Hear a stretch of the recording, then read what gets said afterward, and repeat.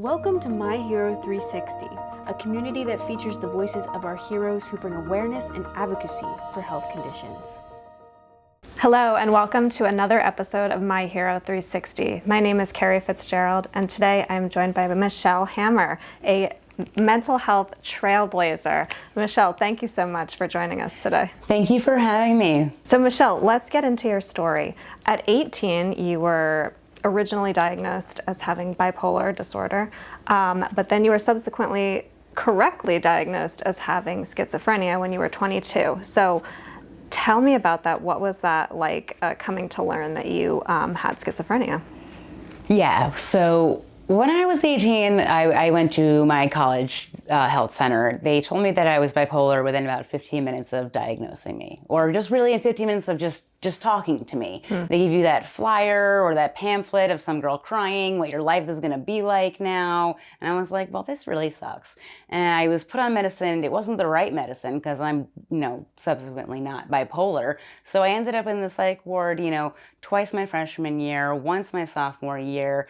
Things didn't start getting better until I found a different doctor and he put me on a certain medication that really subdued me. But what really helped me was being on the lacrosse team, having my lacrosse coach, always making sure that I was taking my medicine to make sure that I would just be good. And she would kind of say to me, if you're not going to take your medicine, don't come to practice. So that was very helpful in that sense. But after college, I wasn't seeing that doctor. I wasn't on that medicine and things. I was trying to be a graphic designer in New York City. And that's really hard when you have a mental illness and you're not medicated. And it's just really hard in general. So I saw a new doctor. I was just more open and honest, and I was ready for a diagnosis that was just really was right, because I knew that I wasn't bipolar, but I think I had that self-stigma in me. So I just wanted to just get the right diagnosis so I could be treated for the right diagnosis. Right. So with talking to this new doctor, and I liked him because he was very New York City, he'd ask me a question and I'd be like, I'm not going to answer that. And he's like,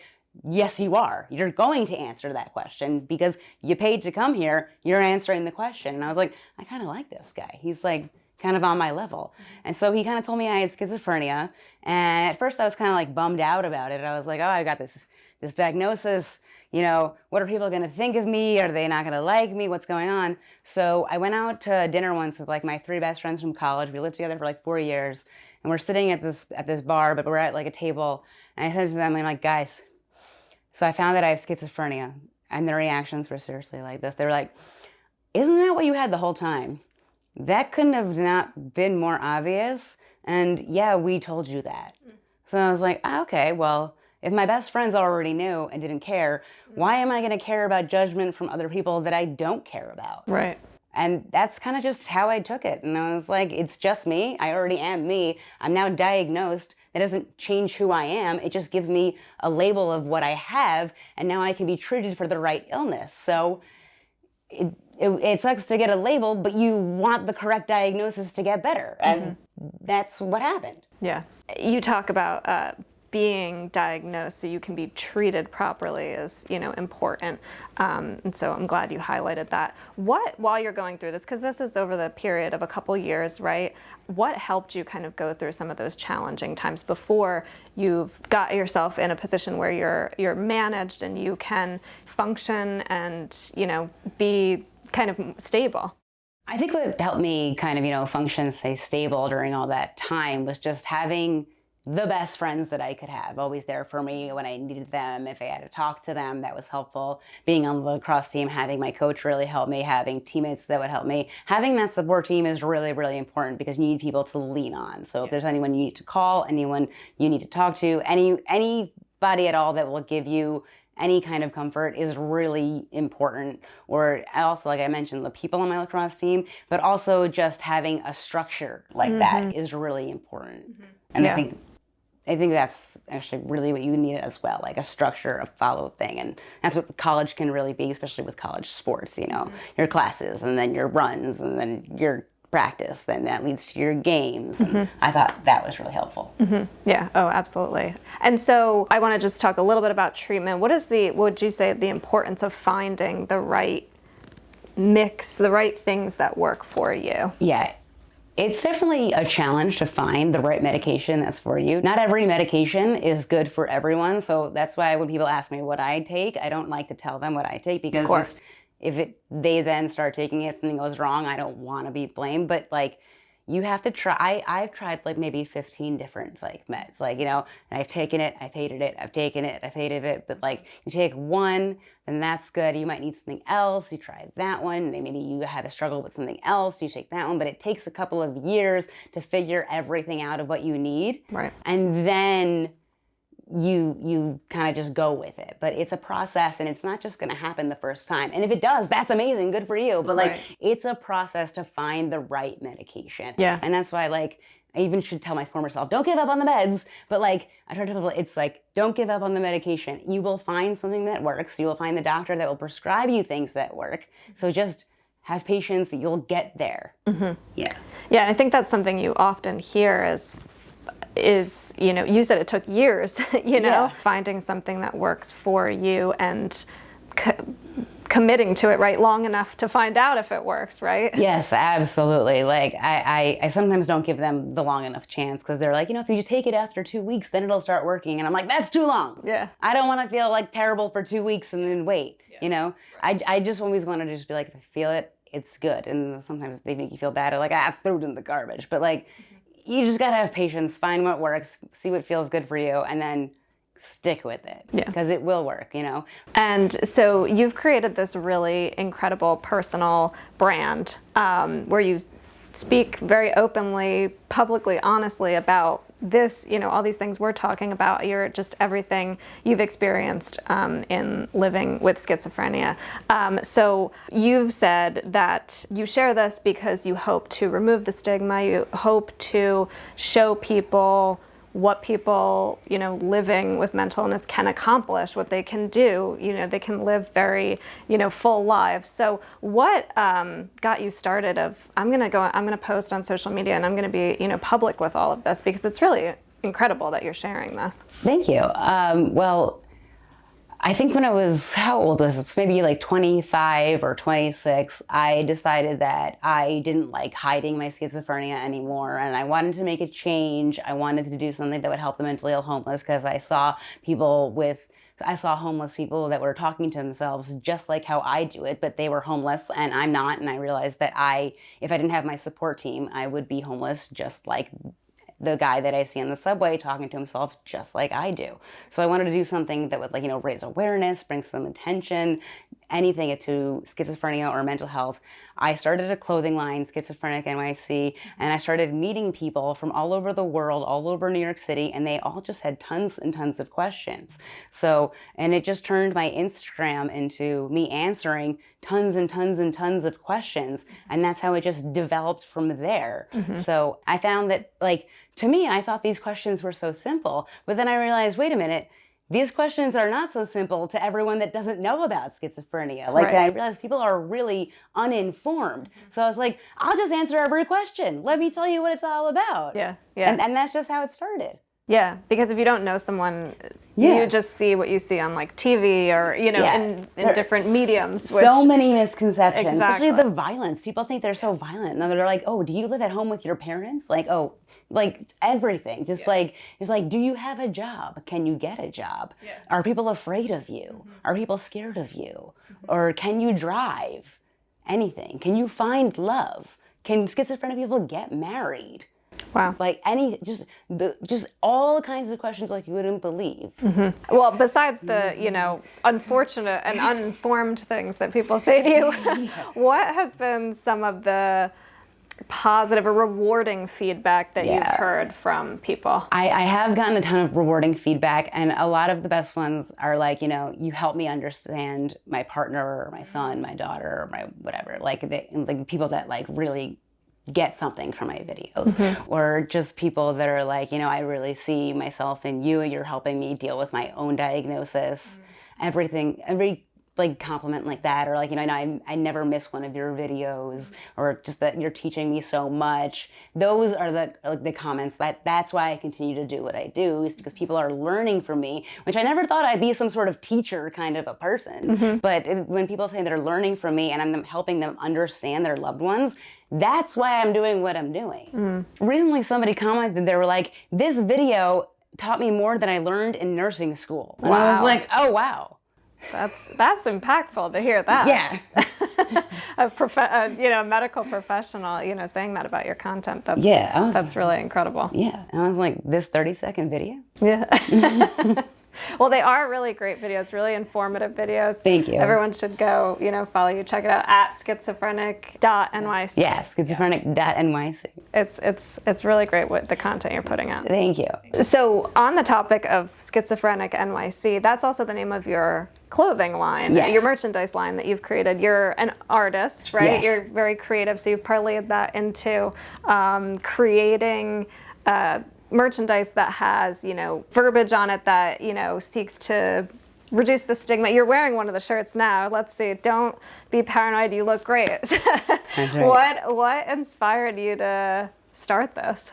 Well, I just wanted to just kind of do something with like big, bold statements, getting people to talk about mental health. And I was like, let's just make a clothing line and just pop up on the streets of New York City, see what people have to say, get people talking about mental health. And that's like just what it did. That's how I started my whole advocacy. And then that's what the whole fun thing was, and donate a portion of the profits to like organizations that help out with like the mental health or mentally ill homeless. And it was just like the conversations I had with people are so amazing. Yeah. And like I remember one woman was talking to me and she got like almost teary-eyed because she's like, you're the one person I've ever spoken to where I don't have to defend myself when I talk about my son. And I was like, oh, that's so like amazing. And then I also thought in my head, like, wow, I didn't realize like that people have to struggle so much when they talk about their children with mental illness. Right. So it's also like people come that they'll buy things, but also they come to just talk to me. Yeah. They just want someone to talk to. Yeah. But it's just so great because it's like on the streets of New York City, so you never know who you're gonna meet. You meet people from all over the world, but then you also meet like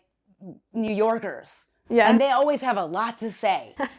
So you do these pop-ups around the city? Yeah, around the city. That's really cool. It's a fun time. You make friends with like the local in the area, Yeah, you know? yeah. And they're fun people. Yeah. Yeah. And you said you donate some of the proceeds. Are there any organizations in particular that you want to shout out and highlight that do some good work? Well, definitely Fountain House in the city on 47th Street. They're definitely a great one. And the gallery that they run is also really awesome. I show some work in there. I have some stuff in the gallery right now. And I think I sold a piece that was woohoo. That's awesome. Yeah. What other kind of, other than your, merchandise, what other kind of art do you work on? Well, okay, so I do the t-shirts. I have like some jewelry that I sell. I sell the stickers, artwork. The pill boxes? Pill boxes, yes, the pill boxes, which are awesome. Yeah. I have like the smaller ones, and then I made like weekly ones, and then somebody was like, can you make a monthly? I'm like, listen, there's only so much.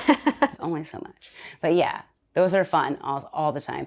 And just buttons, bracelets, stickers, magnets, anything you need. Very nice. It's and fun. Everyone can buy this on your website? Everyone can buy it at schizophrenic.nyc. Excellent. Or you can come visit me at my pop-up. Yes, yeah. Follow my Instagram and you'll know when I'm popping up. It's like, where's Waldo? We It have is. to go It find is. you in Go in find New York. me in the city. Yeah, come find me. I'm around somewhere. Awesome. So you also published a book called Should You Hide Your Schizophrenia?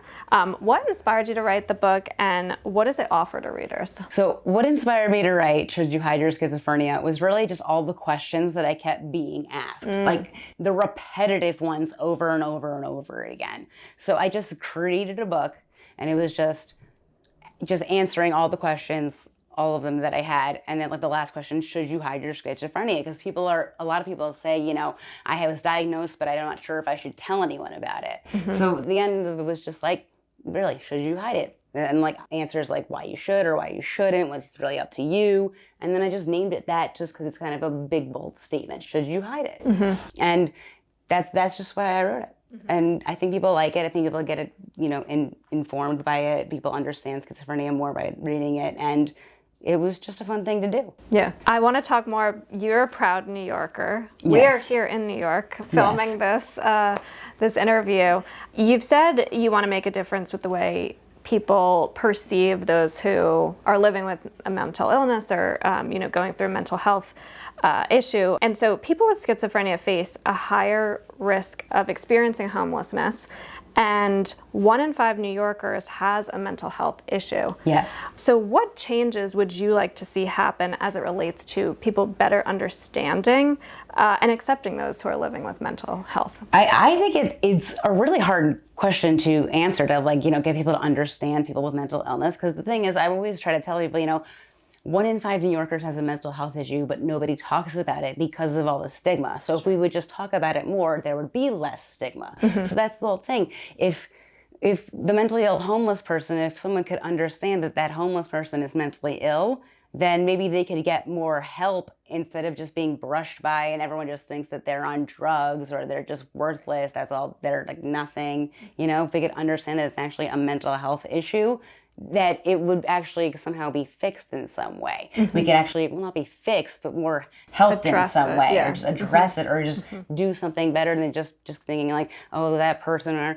or just the stigma could be fixed if people would just be more open about their mental illness. There might be more than 1 in 5 New Yorkers with mental illness because not everybody is diagnosed. People might not want to be diagnosed with a mental illness because then they have a label on them, and then they're living with a mental illness and they're not medicated. Yes. So if everyone would just be more open and honest about their mental illness, we wouldn't have so much stigma in New York City. Yeah. So we all just need to work together, and then I think that there wouldn't be so much mentally ill homelessness going on. Yeah. You mentioned something earlier that stuck with me, as you said, if I didn't have my support system, I could be, that could be my reality. And so, I think it's seeing people with empathy, treating people like humans, Exactly. And trying to remember that everyone's, you don't know what someone's story is, right? Exactly. You have no idea what someone's story is. You don't know how they got there, what's going on. I have a friend of mine who texted me about a month ago, and he was like, "I'm homeless now." I was like, "What happened? I don't know. How did this happen to you?" Yeah. But homelessness can happen to anyone that gets in a situation. But, who knows? Yeah. You just need that support team around you, and things can get better. Like you mentioned, if I didn't have my support team, I could be that person on the street at the subway looking just absolutely out of it because I wouldn't be on any medication. If I wasn't on any medication, I wouldn't be able to get out of bed in the morning. That's how bad it is. But so I'm just very lucky to have a support team and have a doctor that you trust. That I trust. So I feel like I'm a very privileged person to have that because a lot of people don't have that opportunity. And that's what people think schizophrenia is those people that just on the street, when really that's it. And I think people with schizophrenia are inherently violent, when people with schizophrenia are more likely to be the victims of violence rather than the perpetrator. So we just have to just spread the real news, tell the real truth, and understand what's really going on. We like to conclude our My Hero 360 interviews by asking the same question of everyone is, what would you tell your younger self, knowing what you know now, knowing where you are now? Nobody hates you. No one hates you. No one's trying to hurt you, And then I would say a little bit of what my future's going to be, and then be like, it does get better, Maybe just talk to one of those therapists. Don't just ice them out, because things will get better sooner and you can live a better life. Yeah. I mean, that's not the most succinct thing to say, but my younger self was kind of not very nice to people. So, because I was paranoid all the time. So I would have to approach very nicely and be like, "I'm that person from the future, younger self, but you're not crazy anyway." Yeah. It's a weird question because I never know what to say to myself. No, I think that's great. I'd be like, "Girl, take some meds." I don't know what to say to you. Take something. Come on. There you go. That's the advice. Michelle, thank you so much for sharing with us today. You're just an incredible, light, funny, engaging person to speak with. So we really appreciate you taking the time with My Hero 360 and for sharing. Thank you. Thank you for having me. This was fun. Thank you.